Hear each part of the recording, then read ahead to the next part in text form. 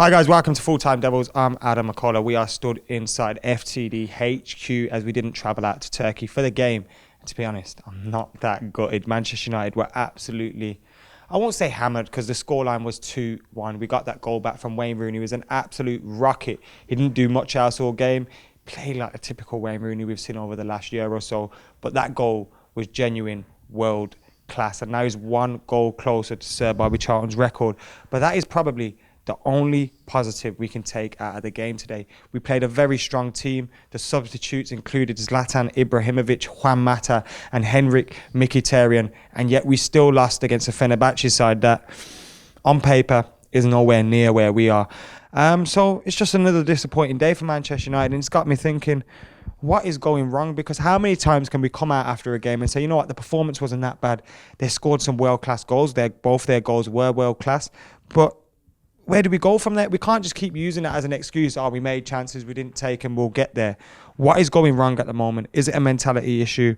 Is it a problem with the manager? Is it a problem with the players? Gary Drinkwater. It's Gaz to you, Sonny Jim lad. It's one of them where I think the Europa League, maybe a few of the players sort of, maybe it was subconsciously in a way, but just weren't putting in as much effort as they usually would. But either way, there was no excuses. It wasn't good enough. I think that maybe you criticised Wayne Rooney then. I didn't think he was too bad today. I know that he had that chance when it was 1-0 down that he should have buried, but I think that his overall passing... Can I just say, just for the guys in the comments that I know are going to slaughter me anyway, I don't mean Wayne Rooney was the worst or anything. He just wasn't very good. He had an opportunity in the first half. His first touch lets him down when he's through on goal. Normally Wayne Rooney scores that. His passing was poor. And apart from the goal, United and Wayne Rooney's included in that, we didn't do much. Yeah, no, we didn't. We didn't create enough chances. We just didn't look anywhere near right. And if this is a competition that we can say that we're not that fussed about, is that an excuse? That is no excuse for being embarrassed in the group stages. In a group like that, Feyenoord, Fenerbahçe and Zorya Luhansk. Never heard of Zorya Luhansk before. I know that we've beaten them once, but we still got to go their way. If we can't get out that group, it's a proper disgrace. But I just don't know what has to be fixed, mate, because it's problems that we've been talking about for 3 years now. Lack of creativity, a lack of movement at times. I just don't know what has to happen now. I mean, I feel like we can all look at it and see what's wrong, but we've had 3 managers, 2 of which are world-class managers that should be able to fix this, and they can't. And I feel like, let's see how the season progresses, but put it this way, I think that we have the best team in the Premier League.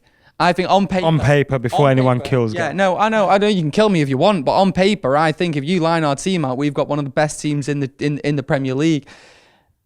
The fact that we're not succeeding and other teams who I believe have worse squads than us are succeeding, it's purely down to other things like management and things and tactics and the way that they're approaching games mentally, and it's just not good enough from United. I expect so much more. We scored 2 goals in our last 4 games out of like 90 odd shots or something ridiculous like that. 90 shots last week, wasn't it? Yeah, so it must be over 100 now.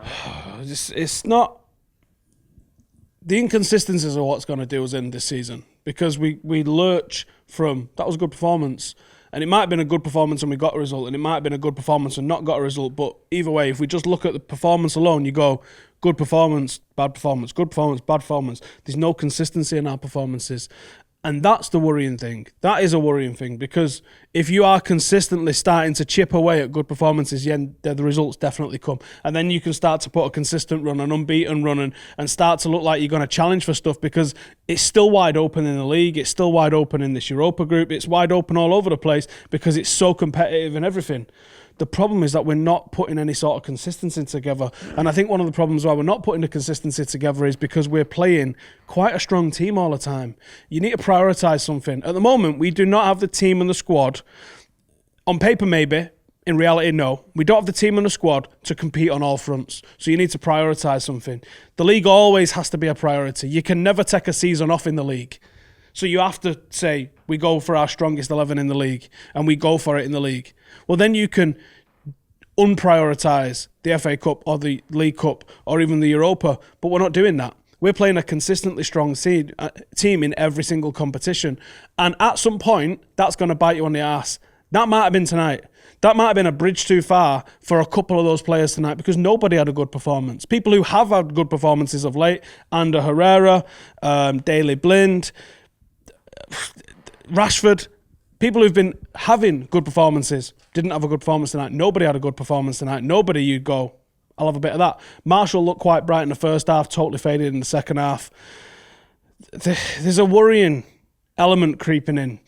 Maybe there's still some doubts in Jose Mourinho's mind after what happened last year, but I think the team, like Gaza said, the team is equal to anything that's in the Premier League in terms of what goes out on paper. And on our day, we could beat any of these teams. It's been a lot closer in some of the defeats, maybe even including the Chelsea game actually, than some people are giving us credit for. It's been a lot closer, but we still come out on the wrong side of it.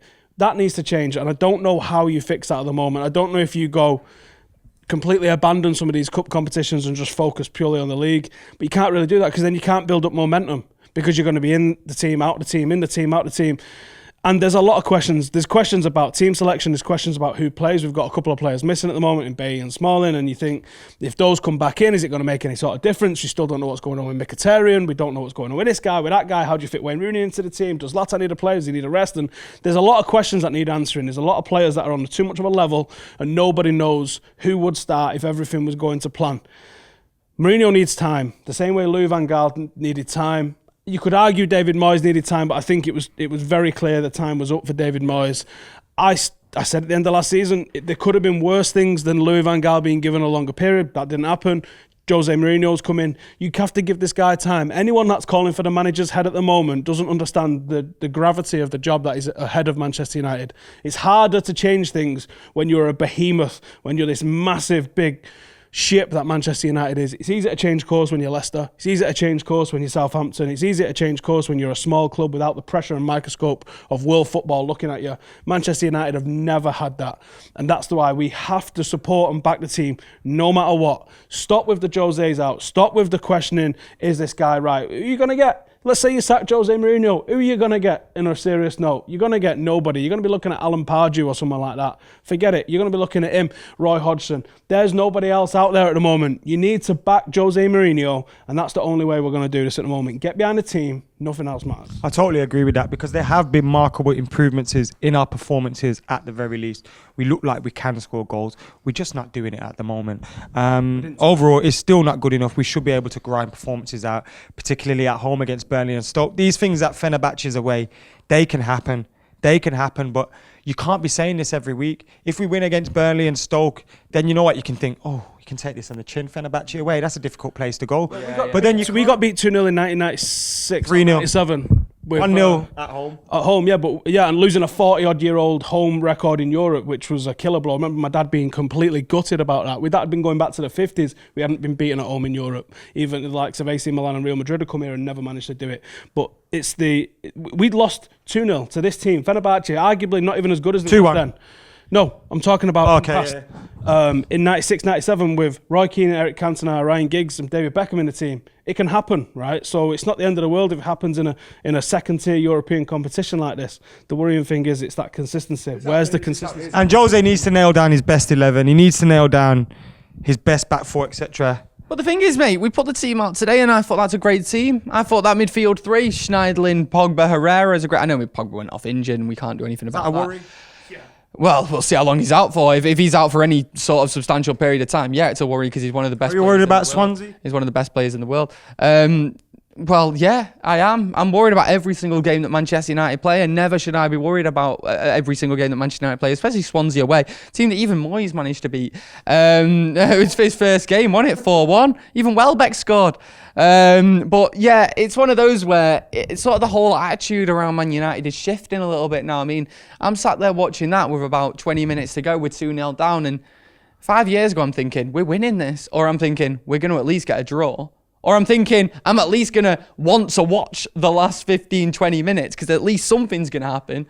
And today I have no belief and I'm running out of it a little bit. I agree with that a little bit, but then I don't, because like if a goal goes in against Burnley at the weekend, people say, that's the old United again. They kept knocking, they got their goal, they deserved it. And I think whilst you can't blame luck and all that entirely, something has to go down to what the manager is doing and what the players are doing. I think there has been a little bit of that. And I think just give Jose time. I think we all need to relax a little bit and it'll come. But watching that today was dreadful. I feel sorry for the United fans that were out there as well. Absolutely dreadful. Are we going to bounce back against Swansea? I wouldn't put money on it. No, I wouldn't know. I'm exactly the same. Sorry. I was trying to go out with a bit of positivity, but obviously that's not happening today. Guys, I've been Adam, he's been Steve, he's been Gaz. We did a watch along as well. Thank you if you did join us for that. If you didn't and you want to watch it back, you might do. Then go and check it out. Make sure you subscribe to Full Time Devils, like, comment and share. We're out of here.